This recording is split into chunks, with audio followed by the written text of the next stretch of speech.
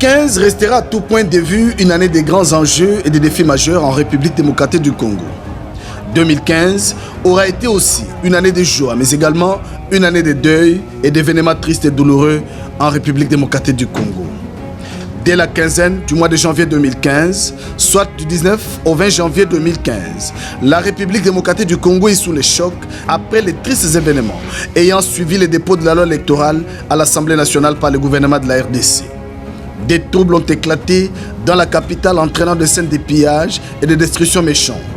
Des jeunes, instrumentalisés par les acteurs politiques, ont tout cassé à leur passage. Après ces journées folles qu'a connues la ville de Kinshasa, le vice-premier ministre, ministre de l'Intérieur et de la Sécurité, le professeur Évariste Bochab, a fait la ronde pour constater les dégâts causés par la caravane de la destruction et rassurer la population des mesures sécuritaires prises par le gouvernement congolais pour mettre fin à ces violences. Sur ces chapitres précis, les victimes des actes de pillage, en l'occurrence le pasteur Barouti, l'artiste Kofi Olomide et Madame Monalux, ont été reçus par les patrons de la territoriale Évariste Bochab, qui a transmis à ses compatriotes la compassion du gouvernement congolais. Au chapitre des missions de réconfort sur le territoire national, Évariste Bochab était presque partout. Jamais la province du Nord Kivu n'a été aussi endeuillée et meurtrie par des tueries et massacres perpétrés par des hommes sans foi ni morale. Des massacres à grande échelle attribués aux rebelles de Zadef Nalou. Un cycle de violence aveugle qui coûte la vie à des milliers de civils à Béni. Le vice-premier ministre, ministre de l'Intérieur et de la Sécurité, le professeur Évariste Bochab, a fait plusieurs fois le déplacement de Béni pour condamner ces tueries et apporter les réconforts nécessaires à cette population. Dans la province orientale, Évariste Bochab est allé évaluer la situation sécuritaire, économique et sociale dans cette partie du pays.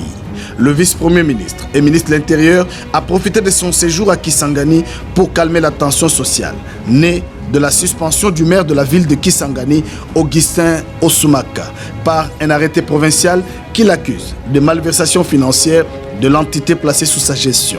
Avant de quitter la province orientale, Évariste Bochab s'est rendu à Anagiro, plus précisément à Ouacha, au parc national de la Garamba. Le patron de la territoriale est allé annoncer une série de mesures pour lutter contre la criminalité transfrontalière entre l'Ouganda et le Soudan du Sud. À Kalemi, cité située à 300 km de Lubumbashi et territoire de la nouvelle province de Tanganyika, le vice-premier ministre et ministre de l'Intérieur et de la Sécurité, le professeur Évariste Bochab, a invité la population de Kalemi à s'approprier la nouvelle réorganisation administrative. Le territoire de Nyonzo a été au cours de cette année 2015 le théâtre de conflits récurrents entre peuples pygmées et bantous. Le rôle de l'État, c'est de pouvoir réconcilier ces populations.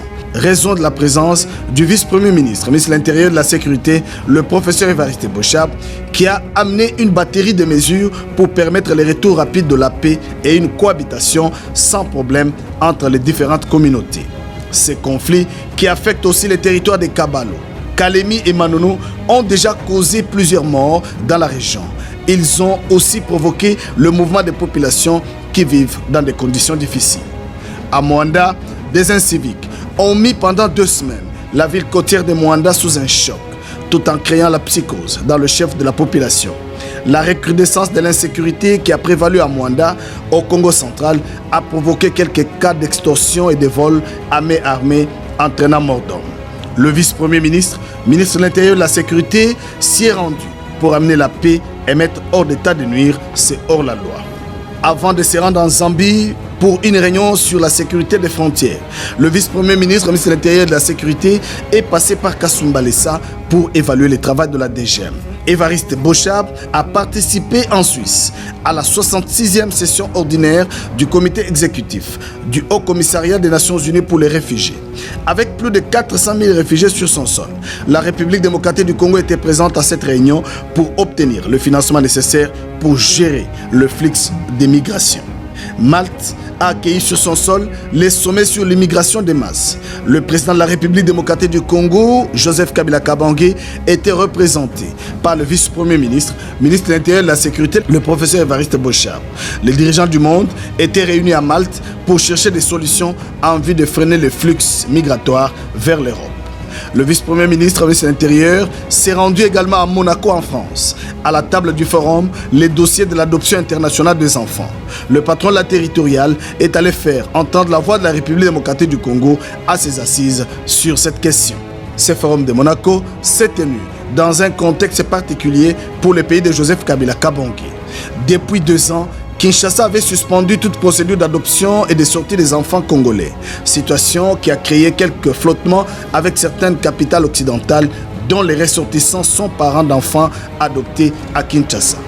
Sur le plan politique et processus électoral, le vice-premier ministre, ministre de l'Intérieur et de la Sécurité, le professeur Évariste Bochab, a au cours du premier semestre 2015 remis d'abord la liste de toutes les entités territoriales déconcentrées et décentralisées et ensuite les listes des partis politiques et regroupements. Un document de 477 partis politiques régulièrement enregistrés. Depuis sa cellule de prison à La Haye, le président du MLC, Jean-Pierre Mbemba, avait adressé une correspondance à Évariste Bochab pour apporter des correctifs sur l'adresse du siège du MLC, adresse contenue sur la liste actualisée de partis politiques. Cette correspondance a été transmise à Évariste Bochab par Eve Bazaïba. 2015, c'est aussi l'année de construction et de lancement des travaux au ministère de l'Intérieur. Au lendemain de sa prise de fonction comme vice-premier ministre et ministre de l'Intérieur, Évariste Bochab avait effectué la ronde des différents services et déploré l'état de délabrement du bâtiment abritant les services aux missions sensibles. Une fois l'autopsie réalisée, le patron de la territoriale est vite passé à l'action avec le lancement des travaux de réhabilitation et construction du bâtiment pouvant abriter le secrétaire général de la direction du personnel et services généraux du ministère. Portant son blouson d'ouvrier, le vice-premier ministre et ministre de l'Intérieur a également procédé à la pose de la première pierre pour la construction d'un somptueux bâtiment de l'administration de la police nationale congolaise, un pas de géant vers la réforme de la police dans son volet infrastructure. La police nationale congolaise, puisqu'on en parle encore, était présente à la 9e édition du championnat de Sarko, une structure de coopération de la SADC pour lutter contre la criminalité transfrontalière. L'équipe de la PNC a raflé 3 coupes et ramené plusieurs médailles en République démocratique du Congo. 427 cadres et agents de l'ex-police judiciaire de parquet serviront désormais les pays sous les drapeaux comme policiers. Le vice-premier ministre et ministre de l'Intérieur a présidé la cérémonie de leur intégration. La problématique des nominations des commissaires spéciaux du gouvernement a fait grand bruit en République démocratique du Congo. Soumis à l'obligation légale de répondre aux députés, Évariste Bochab a échappé à 2 motions de défiance initiées contre lui par un groupe de députés qui considèrent non conforme à la Constitution de la République démocratique du Congo la nomination des commissaires spéciaux. En bon juriste, le vice-premier ministre et ministre de l'Intérieur a, à cette occasion, rappelé que la Cour constitutionnelle, dans son arrêt en interprétation de la requête introduite par la CENI suite aux difficultés apparues dans l'organisation de l'élection des gouverneurs dans leurs provinces concernées, conformément au délai de la loi, avait enjoint le gouvernement à prendre des mesures exceptionnelles durant cette période aussi exceptionnelle en vue d'assurer la continuité de l'État dans ces entités. Sur le plan diplomatique, l'année 2015 était riche en événements. L'envoyé spécial du secrétaire général des Nations Unies pour la région de Grand Lac, Saïd Dinit, a débuté ses consultations avec la classe politique congolaise sur l'organisation du dialogue national inclusif par le cabinet du vice-premier ministre et ministre de l'Intérieur Évariste Bochab.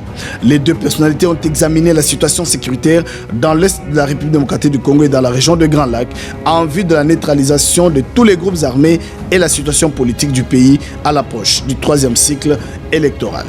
Le greffier de la Cour pénale internationale était au ministère de l'Intérieur pour le renforcement des liens de collaboration entre cette institution juridique internationale et la République démocratique du Congo. Herman von Ebel était venu dire merci à la République démocratique du Congo pour sa franche collaboration dans le domaine de la justice. Le vice-premier ministre, ministre de l'Intérieur et de la Sécurité, le professeur Évariste Bochab, a échangé avec l'ambassadeur de l'Union européenne en République démocratique du Congo, Michel Dumont, sur la réaffirmation de l'Union européenne au procès électoral et du projet de loi électorale. Tim Morris de la Grande-Bretagne avait évoqué avec Évariste Bochab des questions liées au soutien de la Grande-Bretagne au processus électoral. Martin Kobler, lui, s'est félicité du vote par consensus par les deux chambres du Parlement du projet de loi électorale. Le projet sur la facilitation du commerce transfrontalier a été présenté auprès du vice-premier ministre, ministre de l'Intérieur et de la Sécurité, Évariste Bochab, par le directeur du projet de l'intégration régionale dans la région des Grands Lacs de la Banque mondiale.